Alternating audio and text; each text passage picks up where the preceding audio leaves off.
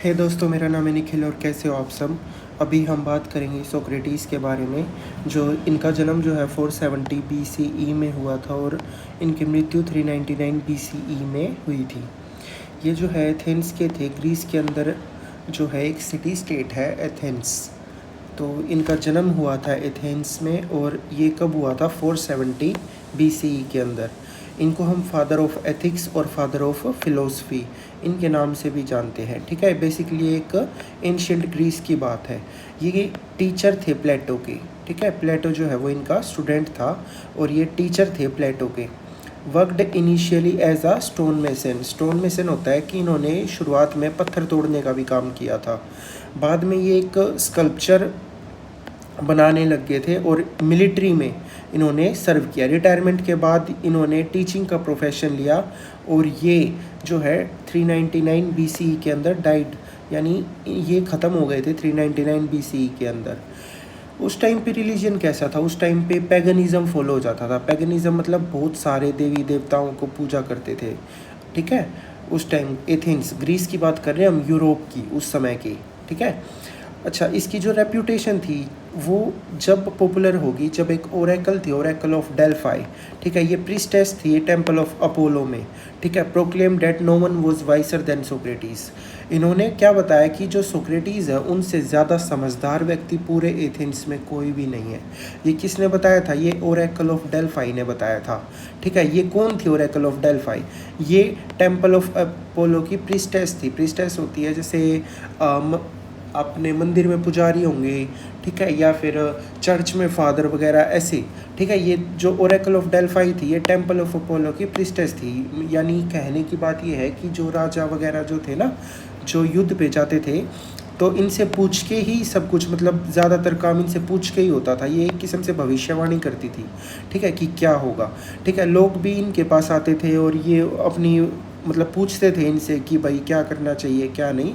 तो ये इसका ये रोल है ओरेकल ऑफ डेल्फाई का। ठीक है, अब उस समय की बात है कि उस समय एथेंस में जो है वो प्राइवेट एजुकेशन होती थी। ठीक है, और प्राइवेट एजुकेशन थी। प्राइवेट एजुकेशन कौन देते थे? सोफिस्ट्स। ठीक है, इनको हम सोफिस्ट कहते हैं, जो प्राइवेट एजुकेशन देते थे। ठीक है, ये क्या थे? ये इंडिविजुअलिज्म को ज़्यादा मानते थे। ठीक है, इनके लिए क्या था कि जो मनी है, जो पैसा है, वही है सोर्स ऑफ हैप्पीनेस। यानी कहने की बात ये है कि अगर आपको खुश रहना है ना लाइफ में, अगर आपको खुशी चाहिए तो आपको पैसा जितना ज़्यादा हो सके पैसा कमाओ, आपको खुशी ऑटोमेटिकली मिल जाएगी। इनका ऐसा मानना था। किनका था? सोफिस्ट का। ठीक है, सोफिस्ट कौन थे? ये इंडिविजुअलिज्म को फॉलो करते थे। ठीक है, इनके लिए जो मैन था, जो व्यक्ति था, man is prior to state, यानी स्टेट से ज़्यादा इनको मैन की वो थी कि भाई मैन ज़्यादा जो है, मैन के बारे में ज़्यादा सोचो। ठीक है, ना कि स्टेट के बारे में। ठीक है, स्टेट क्या है? स्टेट मैन ने ही तो बनाया है। ठीक है, तो मैन आदमी खुद के बारे में ज़्यादा सोचे। ठीक है, तो इसलिए इनका मानना था कि जो मनी है, जो पैसा है, वही है सोर्स ऑफ हैप्पीनेस, उसी से आपको खुशी मिलेगी। ठीक है, तो हम इनको क्या कहते सकते हैं कि ये मेटलिज्म चीज़ों को, मेटलिस्टिक जो चीज़ें होती हैं जैसे कार, बाइक वगैरह, ये सारी चीज़ इनकी तरफ ज़्यादा जो है वो झुकाव था कि भाई आप इनको, मतलब क्योंकि अब ये मेटलिस्टिक चीज़ें हैं। ठीक है, ये क्या है कि ये जो कार वगैरह होगी सब मेटलिस्टिक चीज़ें हैं। इनका मानना था कि अगर आप पैसा कमाओगे, जितना ज़्यादा पैसा होगा उतनी ज़्यादा खुशी मिलेगी आपको। ठीक है, अब मैं बात करूँ कि अब पैसा कैसे कमाओगे आप। ठीक है, इन्होंने बताया कि आप पॉलिटिक्स में आओ।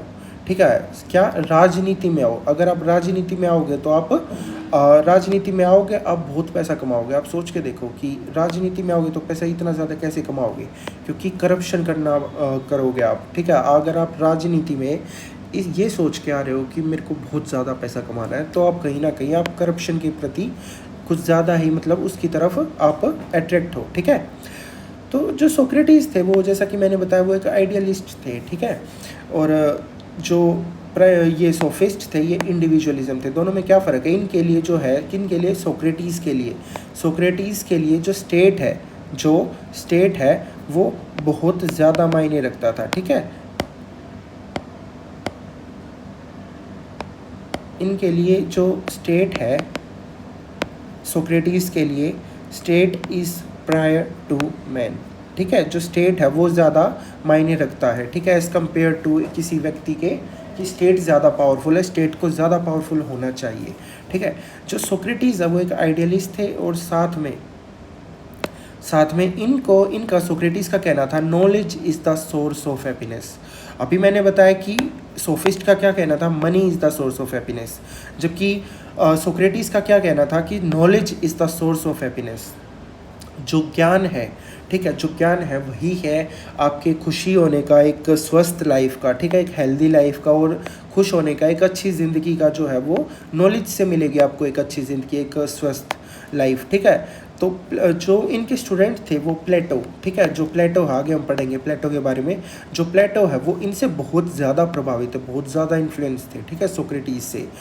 तो एज़ पर सोक्रेटिस के अनुसार जो सोफिस्ट थे, ठीक है, जो प्राइवेट एजुकेशन देते थे, ये बच्चों को मिसगाइड कर रहे थे, ठीक है, ऐसा सोक्रेटिस को लगता था। सोक्रेटिस मानते थे कि जो सोफिस्ट है, जो कहते थे कि money is the source of happiness, ठीक है, ये कहीं ना कहीं ये मिसगाइड कर रहे हैं बच्चों को और साथ में उनको करप्शन की तरफ ज़्यादा लेके जा रहे हैं, ठीक है।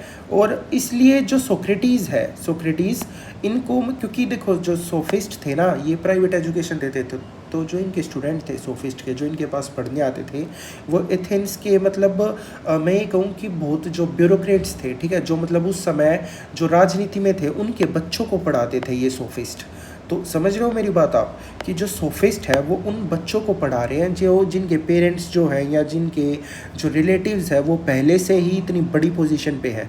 तो इनके सोफिस्ट के कहने पे, ठीक है, उन्होंने अपने जो स्टूडेंट्स हैं उनको समझाया और ये तो उनको उनके पेरेंट्स ने भी फिर इन्हीं की बात मानी सोफिस्ट की, और इसको सोक्रेटिस को, ठीक है, किसको, सोक्रेटिस को ये आदेश दिया, ठीक है, ये ऑर्डर दिया कि आप जो है जो कंट्री जो सिटी स्टेट है एथेंस, ठीक है, एथेंस यानी जैसे मैं कहूँ कि एक ये पूरा ग्रीस है, ठीक है, ये क्या है, ये ग्रीस है, इसके अंदर बहुत सारे, जैसे ये हो गया एथेंस, ठीक है, इसी के साथ में था स्पार्टा, ठीक है, ऐसे ऐसे मैसिडोनिया, ठीक है, ऐसे ऐसे बहुत सारे सिटी स्टेट थे, ये सभी के सभी, ठीक है।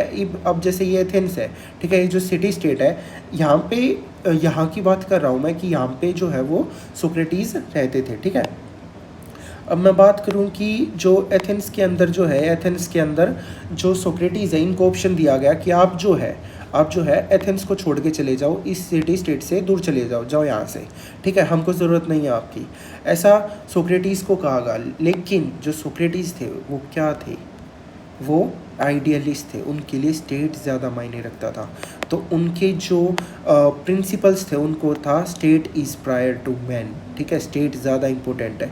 उन्होंने अपने प्रिंसिपल्स की वजह से, ठीक है, died for his principles in 399 BC।